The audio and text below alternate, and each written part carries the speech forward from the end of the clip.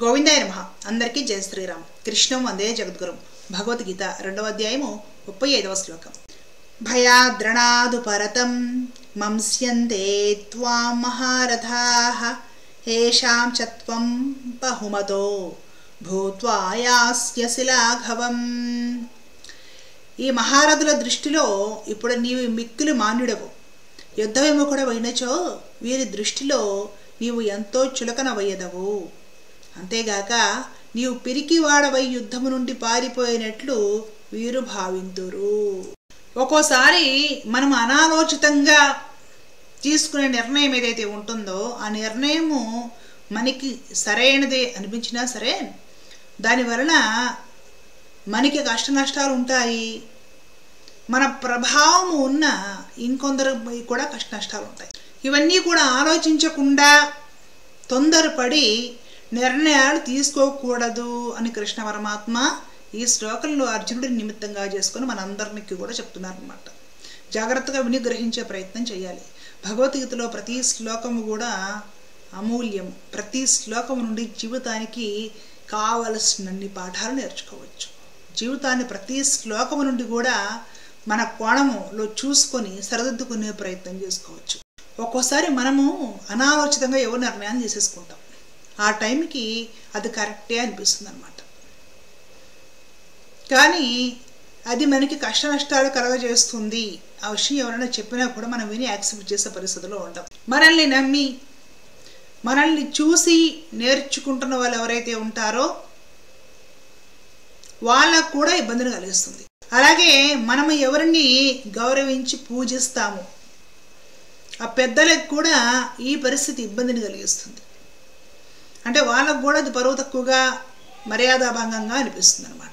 అంటే అనాలోచితంగా ఏదో ఒక సిచ్యువేషన్ చూసి చలించి నీవు తీసుకుంటున్న నిర్ణయం ఏదైతే ఉంటుందో అర్జున, ఆ నిర్ణయం ఎంతమంది మీద ఏ విధంగా ప్రభావితం చూపిస్తుందో నీవు ఆలోచించావా? అవన్నీ కూడా ఆలోచించాలి కదా. నాకేదో నచ్చలేదు, ఎవరికో ఇబ్బంది కలుగుతుంది, నా వాళ్ళని నేను ఎందుకు పోగొట్టుకోవడం, కాబట్టి నేను ఇది మానేసి కూర్చుంటాను అని నీవు అంటున్నావు. నువ్వు తీసుకుని ఈ నిర్ణయం ఏదైతే ఉంటుందో అది ఎంతమంది మీద ఏ రకంగా ప్రభావితం చూపిస్తుందో ఆలోచించావా నీవు?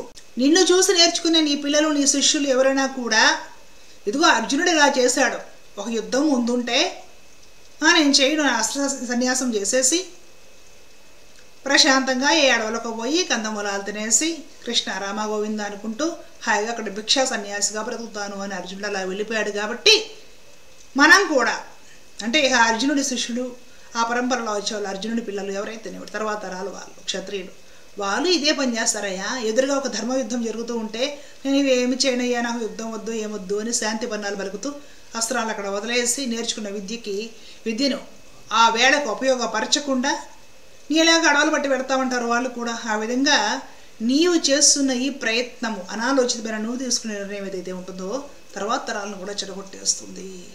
అది ఆలోచించుకున్నావా నీవు? ఎందుకంటే అర్జునుడు అక్కడ ఒక సాధారణమైన వ్యక్తి కాదు. స్వర్గం నుండి పాతాళం వరకు అతని కీర్తి గురించి, అతని ధార్మిక నిష్ట, ధర్మం గురించి, పరాక్రమం గురించి, శౌర్యము గురించి అందరూ చర్చించుకున్నారు, అందరూ ఆశీర్వదించారు. దేవతలే చర్చించి ఆశీర్వదించారు అర్జునుడిని. అలాంటి ఒక మహనీయుడు, ఒక మహాపురుషుడు, అతడి ప్రభావం ఈ భూమి మీద ఎంతమంది క్షత్రియుల్లో ఉంటుంది? వాళ్ళందరూ నిన్ను చూసి దారి తప్పే అవకాశం ఉంది అర్జున. అలాగే పెద్దల విషయానికి వద్దాం. ఈ భీష్మ ద్రోణాదులు ఎవరు?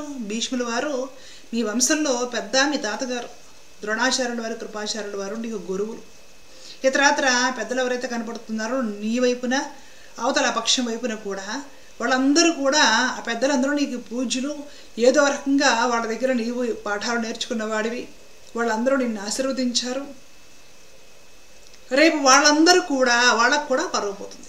ఎవరో ఒకరు చర్చించుకుంటూ ఈ భీష్ముడు మనవడం యుద్ధం వస్తే పారిపోయాడు, ఈ ద్రోణాచార్యుడికి శిష్యుడట అర్జునుడు యుద్ధం వస్తే చేయకుండా వెళ్ళిపోయాడు.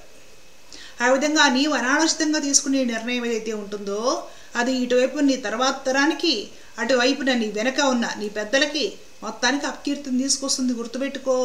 ప్రస్తుతానికి మహారథుల దృష్టిలో నీవెంతో మాన్యుడవు, ఎంతో గౌరవ ప్రతిష్టలు ఉన్నాయి నీవంటే. నీకు తాతగారైనా నీవు భీష్ముల వారి ముందు చాలా చిన్నవాడివి అయినా కూడా నీ తాతగారికి కూడా నీవంటే ఒక గౌరవ మర్యాదలనే ఉన్నాయి. అర్జునుడు నా మనవడు మహాపరాక్రమవంతుడు అనే ఒక గర్వం ఉంది నీ తాతగారికి నీ పట్ల. ద్రోణాచార్యుల వారు అవతల పక్షంలోనూ ఉన్నా కూడా ఎంతోమందికి ఆనాటి రోజుల్లో లక్షల మంది క్షత్రియులకి విద్య నేర్పిన వారు ద్రోణాచార్యుల వారు. అలాంటి ఆచార్యులు అయినా సరే ప్రేమైన శిష్యుడు ఎవరు అంటే తన సొంత కొడుకు అశ్వత్థామ పేరు కూడా చెప్పడు, అర్జునుడి పేరే చెప్తాడు ద్రోణాచార్యుల వారు. అలాంటి ద్రోణాచార్యుల వారి పరువు కూడా పోతుంది ఇప్పుడు నీవు అసలు సన్యాసం చేసి యుద్ధం మానుకోవడం వలన. ఇంత నేర్పితే నా కొడుకు కూడా నేర్పకుండా బ్రహ్మాస్త్రము ప్రయోగ ఉపసంహారాలతో సహా మొత్తం నేను అర్జునుడికి ధారపోసి నేర్పితే నా ప్రేమైన శిష్యుడు అర్జునుడు మహాపరాక్రమవంతుడు, ఇలాంటి పరాక్రమవంతుడు ఈ 3 లోకాల్లో లేడు అని నేను ప్రకటిస్తే ఈ అర్జునుడు తీరాయ క్షత్రుడై ఉండి యుద్ధం వచ్చినప్పుడు అసరాలు వదిలేసి వెళ్ళిపోయాడా? నీ గురువు గారికి కూడా అపకీర్తి, నీ తాతగారికి అపకీర్తి, నీ వంశంలో పెద్దలందరికీ నీ వల్ల కళంకము. అలాంటి నిర్ణయం తీసుకున్నావు నువ్వు. ఈ రోజు ప్రస్తుతానికి నీవు మాన్యుడివి. అర్జునుడు గొప్పవాడు, పరాక్రమవంతుడు, అజేయుడు. ఒక్క అర్జునుడి వల్లనే పాండవ సైన్యం నెగ్గుకు రాగలుగుతుందనే భయాలు ఎదుటి పక్షంలో వాళ్ళకు ఉన్నాయి. ఇప్పుడు నువ్వు తీసుకున్న నిర్ణయం వలన అదలా ఉంచు, ముందు పరువు పోతుంది. మేము అర్జునుడి వల్ల తలెత్తుకోలేకపోతున్నామే. తలెత్తుకోలేని పనిచేశాడు నా మనవడని మీ తాతగారు, తలెత్తుకోలేని పనిచేశాడు నా శిష్యుడని మీ గురువు గారు ద్రోణాచార్యుల వారు. మీ వైపున అవతల పక్షం వైపున ఉన్న పెద్దలందరూ ఈ అర్జునుడు తలెత్తుకోలేని పని, ఈ క్షత్రియ వంశాలు, ఈ క్షత్రియ కులం పరువు తీశాడని వాళ్ళందరి దృష్టిలో నువ్వు పడిపోతావయ్యా అర్జున.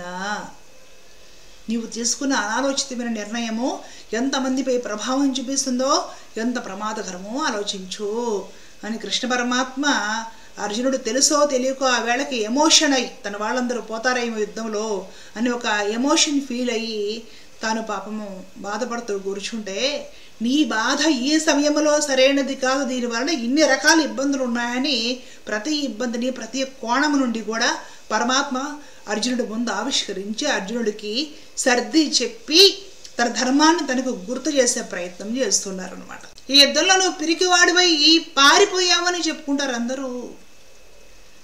దానివల్ల ఏమవుతుంది, ఇంతకుముందు నువ్వు ఎన్నో గొప్ప కార్యాలు సాధించావు. ఖాండవాన్ని దహనం చేశారు కృష్ణార్జునుడు ఇద్దరు కలిసి, స్వర్గానికి వెళ్ళావు.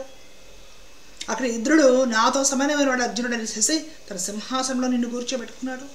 అంతకుముందు పాశుపతాశ్రమం కోసం తపస్సు చేసినప్పుడు శివుడు వస్తే శివుడితో పోరాడావు నువ్వు. ఎన్నో మహోత్కృష్టమైన కార్యాలు చేసావు నీవు. అవన్నీ కూడా విలువలేనివైపోతాయి. ఇప్పుడు నువ్వు పారిపోయావంటే, యుద్ధం చేయడం అని వెళ్ళిపోయావంటే నీవు ఇంతకు ముందు సాధించిన మహోత్కృష్టమైన గొప్ప గొప్ప ప్రపంచంలో ఎవరో సాధించలేని కార్యాలున్నాయే, వాడిని గురించి కూడా జనాలకు అనుమానం వస్తుంది. ఏదో చెప్పుకుంటారు కానీ నిజంగా జరిగిందా? అప్పట్లో పాశుపతాశ్రమం కోసం శివుడితో పోరాడా, మరి ఇప్పుడు ఏంటి యుద్ధం వదిలేశాడు? అది నిజమై ఉండదు, ఏదో కల్పించుకొని చెప్పుకొని ఉంటారు. ఇలాంటి పుకారు షికారులు చేస్తాయని ఆయన నీ ఇప్పుడు అనాలోచితంగా తీసుకునే ఈ నిర్ణయానికి గతంలో నీవు సాధించిన మహామహా కార్యాలు కూడా నిజము కాదు అని ప్రజలు చెప్పుకునే ప్రమాదం ఉంది. నీవు పిరికి పందవి అని లోకం మాట్లాడుకుంటుంది అర్జున నీ గురించి. ఒక క్షత్రియుడువు, సుక్షత్రియుడువు నీవు, నీకు ఇది ఇష్టమేనా అని కృష్ణ పరమాత్మ అర్జునుడికి గుర్తు చేస్తున్నాడు. సరే, అర్జునుడు గొప్పవాడు, మహాపరాక్రమవంతుడు, 3 లోకాల్లో ఖ్యాతిగాంచిన వాడు. అతని నిర్ణయం వలన ఎవరి మీద ఎఫెక్ట్. మరి మన విషయం ఏమిటి అంటే మనం కూడా మన పరిధిలో మనకు కూడా ఎఫెక్టే. అనాలోచితంగా ఒక్కొక్కసారి ఎమోషన్కి గురయ్యి, లేకపోతే ఒక్కొక్కసారి ఏదో కోపం మీదో, ఒక్కొక్కసారి ఆలోచించకుండానో బాధలోనో ఏదో రకంగా మనము వెనక ముందు ఆలోచించకుండా తీసుకునే నిర్ణయం వలన మన కుటుంబాలు ఇరుకుని పడిపోతాయి, మన జీవితం ఇరుకుని పడిపోతుంది, పిల్లలకి ఎఫెక్ట్ అవుతుంది, పెద్దలకి ఎఫెక్ట్ అవుతుంది. చాలా ఇప్పుడు ప్రస్తుతానికి చూసుకుంటే ఒక ఉదాహరణకి ఇప్పుడు కాలేజీ చదువుకునే ఆడపిల్లలు ఉంటారు, యువత. ఎవరో నచ్చుతారు, వంశం ఏంటి, కుటుంబం ఏంటి, తల్లి తండ్రి తాత నానమ్మ, మన వెనక చెల్లెళ్ళు ఉన్నారే, తమ్ముళ్ళు ఉన్నారే, అసలుకి ఏమీ అక్కర్లా. ఆ వేళకి మాయ కమ్ముకుంటుంది, కళ్ళు మూసుకొని ఎవరితోడ పారిపోవడం. పాపం వీళ్ళు ఇటువైపు పెద్దవాళ్ళు పిల్లల దగ్గర నుంచి అందరూ తలెత్తుకోలేక, సమాధానం చెప్పుకోలేక, పరువు పోయి దిగమింగుకోలేక ఎంతమందికి ఎఫెక్ట్. పోనీ ఇలా వీళ్ళు పారిపోయిన దానికి వీళ్ళైనా సుఖపడ్డారా అంటే లేదు, మోసపోయి అంతా అయిపోయి పోతే శవం దొరుకుతుంది, లేదంటే ఎలా తిరిగి వస్తే మళ్ళీ ఏదన్నా పెద్దవాళ్ళు మంచివాళ్ళు కాబట్టి హక్కుని చేర్చుకుంటారు. ఎన్ని జీవితాలను చూస్తున్నాం మనము. 2 మార్కులు తక్కువ వస్తే అనాలోచితంగా తల్లిదండ్రులు ఏమైపోతారు అని ఆలోచన లేకుండా పిల్లల ఆత్మహత్య.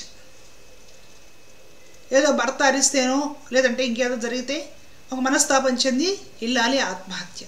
నాకు ఏదన్నా అయితే పిల్లల పరిస్థితి ఏమిటి ఆలోచన అక్కర్లేదు. ఏదో మనస్తాపం చెంది అనాలోచితంగా ఎవరో ఒకరిని పొడి చేసి హత్య చేశాడు. అనాలోచితంగా ఆ క్షణానికి ఏదో ఒక ఎమోషన్కి గురై తీసుకునే నిర్ణయాలు ఇవన్నీ కూడా ఎంతమంది మీద ఎఫెక్ట్ చూపిస్తాయి, ఎన్ని కుటుంబాలు ఛిద్రమైపోతాయి, పిల్లల మనసు మీద ఏ ప్రభావం పడుతుంది. మనం చేసే కొన్ని పనులకు తల్లిదండ్రులు తల కూడా ఎత్తుకొని తిరగలేని పరిస్థితిలో ఉంటారు సమాజంలో. ఇంతమంది బ్రతుకులు నాశనం చేసే హక్కు మనకి ఎక్కడుంది? మనం ఇవన్నీ ఆలోచించుకోవాలి ఒక నిర్ణయం తీసుకునే ముందు. ఒక నిర్ణయం తీసుకోవడం అంటే అంత సాధారణమైన విషయం కాదు. ఏదో ఎమోషన్కి గురయ్యో, కోపం వచ్చో, ఆవేశం మీదో, దుఃఖం మీదో, మనస్తాపం చేదో తీసుకునేవి కాదు నిర్ణయాలు.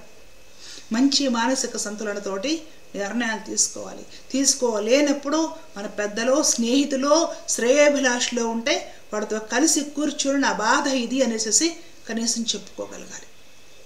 అప్పుడు వాళ్ళు ఏం చేస్తారంటే ఏదో రకంగా కాస్త మనతో పోల్చుకుంటే కాస్త బ్యాలెన్స్డ్గా అంటారు. సమస్య మనకు ఉంది, ఇబ్బందులు బాధలు మనకు ఉన్నాయి కాబట్టి కాస్త బ్యాలెన్స్ కోల్పోతాం.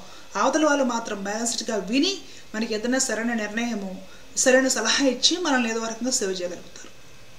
కాబట్టి ఆవేశం మీద లేదంటే మనస్తాపం చెందో, దుఃఖంలో ఉన్నప్పుడో, మనసు కృంగిపోయినప్పుడో నిర్ణయాలు తీసుకోకూడదు. ఈ శ్లోకంలో పరమాత్మ అర్జునుడికి అదే చెప్తున్నాడు. అర్జున, ఏదో దుఃఖంలో ఉండి ఎమోషన్కి గురయ్యి అందరూ నావాలని ఒక సెంటిమెంట్కి గురై నువ్వు తీసుకునే నిర్ణయం ఉంది చూసావా, ఇది అటు పెద్దలకి ఇటు పిల్లలకి కూడా ప్రమాదం కలిగించేదయ్యా. నీకు అర్థమవుతుందా నేను చెప్పేది? కాబట్టి ఇలాంటి నిర్ణయాలు తీసుకోకు. నీ ధర్మం ఏదో అది చెయ్యి. ఈ విషయంలో సెంటిమెంట్స్, ఎమోషన్స్ ఉండకూడదు అని అర్జునుడికి కృష్ణుడు చక్కగా తన స్నేహితుడు కాబట్టి, అర్జునుడు తన స్నేహితుడైన నమ్మి శరణాగతి చేసి కృష్ణుడికి చెప్పుకున్నాడు కాబట్టి, కృష్ణుడు ఎన్ని కోణాల్లో అర్జునుడి సమస్యను ఆవిష్కరించి అర్జునుడి దుఃఖం తీర్చి అర్జునుడి తిరిగి స్వధర్మను నిలబెట్టడానికి స్వామి ప్రయత్నం చేస్తున్నాడు చూడండి. కాబట్టి ఆవేశంలోనో లేకపోతే ఆవేదనతోనో అనాలోచితంగా నిర్ణయాలు తీసుకోకండి. దాని వలన మన జీవితం పోతుంది. మనం నమ్ముకున్న వాళ్ళు, మన చుట్టూ ఉన్న వాళ్ళ జీవితం అగాధంలో పడిపోతుంది. ఏదైనా కూడా సమతులనమైన మనసుతోటి నిర్ణయాలు తీసుకోవాలి. అన్ని సమస్యలకి సొల్యూషన్ ఉంది. అన్ని సమస్యలకి సొల్యూషన్ లేని సమస్య అనేది ఏమీ లేదు. ప్రపంచంలో ఉన్న ఎన్నో సమస్యలతో వచ్చుంటే మనకి చిన్న చిన్న సమస్యలు మనకి పెద్దోలా అనిపిస్తాయి అంతే. కాస్త ఓర్పు వహిస్తే అవి కూడా క్లియర్ అయిపోతాయి. కాబట్టి నిర్ణయాలు జాగ్రత్తగా తీసుకోవాలి. ఈ శ్లోకం ద్వారా పరమాత్ముడు అదే చెప్తున్నాడు. ధర్మో రక్షత రక్షత. జై శ్రీమన్నారాయణ. కృష్ణ.